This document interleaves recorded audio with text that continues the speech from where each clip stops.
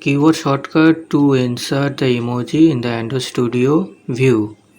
Here I have two view. One is a button and the text view.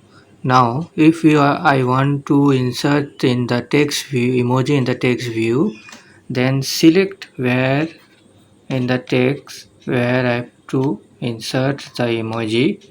Then I have to select the window key and the greater than key together. After clicking that, the emoji window will appear. Then select any of your emoji what you like. I selected this one and the emoji is inserted in the text view.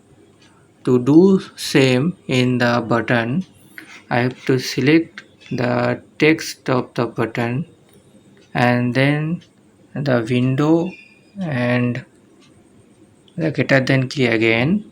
Then I have to select the emoji which I want to insert. The emoji in inserted in the both the view.